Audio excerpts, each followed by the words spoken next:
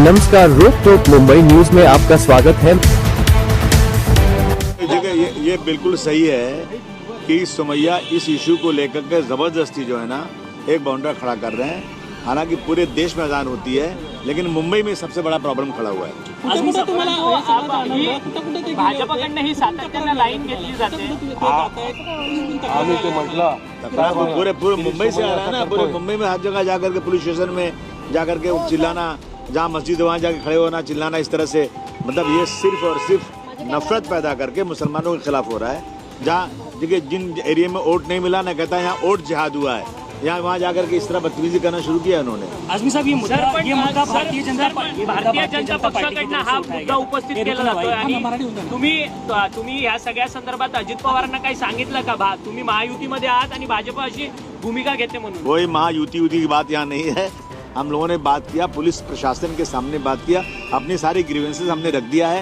उन्होंने बोला इसका कोई रास्ता निकालेंगे। आप ये मुद्दा उठाने वाले हो? अभी मंडे से सेशन शुरू होने वाला है, सेशन में आप ये मुद्दा नहीं, बिल्कुल नहीं उठाएंगे। हम उठाएंगे तो और बवंडर होने वाला है। नहीं, अरे भाई हमको पता है ना क्या होता है वहाँ पे। कारण क्या है? नियम कसे तोडले जातात? अरे नियम कितना है देश में, सब नियम पालन हो रहा है क्या? नियम खाली हमारे लिए, खाली सारा नियम हमारे लिए बना हुआ है। सारा नियम मुंबई में इम्प्लीमेंट हो रहा है। सारा भारतवर्ष, पूरे भारतवर्ष में अजान हो रही है, लेकिन कहीं इतना प्रॉब्लम नहीं जितना यहाँ प्रॉब्लम।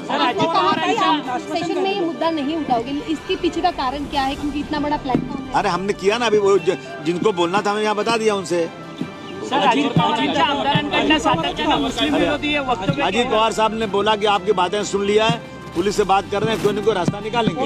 बीजेपी से बात करेंगे अजीत दादा, बीजेपी से बात करेंगे। अब वो क्या करेंगे उन्हें मालूम। अरे भाई उनको पता है कि क्या हो रहा है, अब किससे बात करेंगे उनकी जिम्मेदारी। अस्सलाम वालेकुम वरहमतुल्लाहि वबरकातुहू।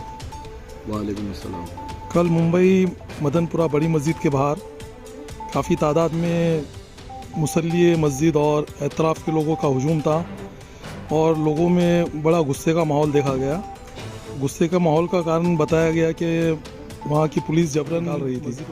तो ये क्या मामला है, आप इसके बारे में बताएंगे? ये मामला मदनपुरा की बड़ी मस्जिद का नहीं, बल्कि पूरे महाराष्ट्र की मस्जिद का धीरे धीरे आएगा। ये इस वक्त जो है ना, बॉम्बे में इन्होंने मुंबई हाई कोर्ट के नाम पे हमारे से आगे का ऑर्डर आया हुआ है हमें, इसके नाम पे ये पुलिस गलियों में घुस घुस के बोंगे लिखा रही, लाउड स्पीकर लिखा रही।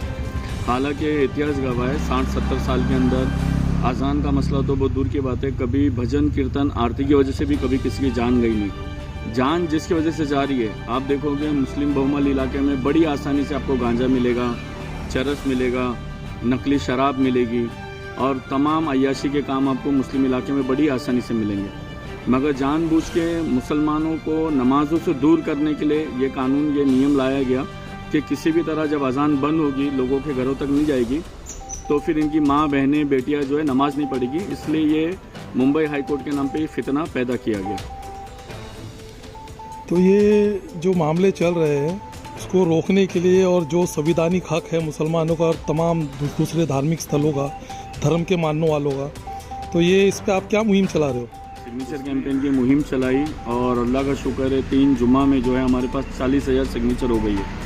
और हमारा जो टारगेट है इंशाल्लाह पूरे बॉम्बे से 2 लाख सिग्नेचर हम जमा करके मुंबई हाई कोर्ट को देंगे कि जब 2 लोगों को अजान से तकलीफ़ होती है तो आपने जो मसला 5 मस्जिदों का था, तो वो मसला आपने पूरे बॉम्बे की मस्जिदों के ऊपर डाल दिया। तो इसके खिलाफ हम पूरे महाराष्ट्र में 2 लाख, पूरे बॉम्बे से 2 लाख सिग्नेचर और 2 या 3 दिन के अंदर मुंबई हाई कोर्ट में भी रिट पिटीशन हम फाइल कर रहे हैं कि किस तरह मुंबई हाई कोर्ट के नाम पे, शासन और प्रशासन के नाम पे पुलिस जाके जो दादागिरी कर रही है, लाउड स्पीकर और बोंगे निकाल रहे हैं, तो उसको रोका जाए। धार्मिक स्थलों में जो लाउड स्पीकर इस्तेमाल होते हैं उसमें सिर्फ क्या धार्मिक काम होते हैं या सामाजिक काम भी होते हैं उसमें? धार्मिक स्थल में जो लाउड स्पीकर और बोंगे होते हैं उसमें सिर्फ धार्मिक काम, जैसा मंदिर में 1 टाइम पे 2 टाइम पे आरती होती है, मस्जिद में जो है 5 टाइम अजान होती है, दरगाह शरीफ में जो है 2 टाइम दुआ फातिहा होती है। उसके अलावा किसी का बच्चा घूम जाता है, किसी का इंतकाल होता है, किसी का एक्सीडेंट हो जाता है, तो पुलिस इसी बोंगों से, इसी लाउड स्पीकर से जाके ऐलान करती है। जब लॉकडाउन लगा था, जब पब्लिक अपने अपने घरों में नहीं जाती थी, बाज़ार नहीं बंद करती थी, पुलिस की बात नहीं सुनती थी, तो आप देखोगे पुराने वीडियो उठा के पुलिस वालों ने यही लाउड स्पीकर और बोंगे इस्तेमाल करके लोगों को समझाने का काम किया है। आज ये चीज़ पुलिस को खुद समझ में आना चाहिए अगर किसी स्पीकर और लाउड स्पीकर से अगर तकलीफ़ का अगर हम सोचेंगे तो कितनी फायर ब्रिगेड की हॉर्न और सायरन की वजह से, कितनी एम्बुलेंस की वजह से और कितनी पुलिस की गाड़ी है जो रातों में 2 बजे 3 बजे घूमती है, तो इसका आवाज़ की वजह से लोगों को भी तकलीफ होती। कल के दिन उठ के कोई पिटिशन डाल देगा कि भाई फायर ब्रिगेड का सायरन आप बंद करो, आप पुलिस का हॉर्न बंद करो गाड़ी का, आप एम्बुलेंस का सायरन बंद करो, तो क्या करेगा? मुंबई हाई कोर्ट बंद करवा देगा। ये सब गलत चीज़ है। ये सब अजान होती है, भजन कीर्तन होता है, ये जो धार्मिक आदमी होते हैं उनको एक बुलाने का, धर्म स्थल में बुलाने का कॉल होता है, बुलाने का एक जरिया होता है, इससे किसी की जान नहीं जाती है। अच्छा, एक बताइए कि भारत सरकार, बॉम्बे हाई कोर्ट, इस पे आप रोशनी डालना चाहेंगे, क्या चीज़ बंद होना चाहिए और क्या चीज़ नहीं बंद होना चाहिए? देखिए, मैं तो ये चीज़ आपको मैं साफ साफ बताना चाहता हूँ, जितनी तेज़ी से हमारे इलाके में नशे बढ़ रहे हैं और सारी चीज़ें बंद होना चाहिए, और जितनी तेज़ी से हमारी सरकारी स्कूलें बंद करी जा रही है, सरकारी हॉस्पिटलें बंद करे जा रहे हैं, ये सारी चीज़ें खुलना चाहिए, चालू होना चाहिए। और रहे मसला जो धार्मिक स्थलों का है, चाहे मंदिर है, चर्च है, गुरुद्वारा है और मस्जिद है, दरगाह, एक आदमी अपना दिन में काम धंधा करके, कारोबार करके, अपने धर्म स्थल पे जाके वो पूजा करता है, प्रार्थना करता है, इबादत करता है, तो ये सब चीज़ों को बीच में अजान और भजन कीर्तन के नाम पे ना ये सब चीज़ों के फितने नहीं पैदा करना चाहिए। वाकई में अगर मुंबई पुलिस के अंदर गैरत है और थोड़ी फिक्र है तो बॉम्बे में, पूरे इंडिया में सबसे ज़्यादा जो नशा होता है बॉम्बे में होता है, तो उसको रोकना चाहिए। तो ये थे हमारे हजरत ख्वाजा गरीब Nawaz committee welfare association Maharashtra के सचिव यूसुफ उमर अंसारी जी।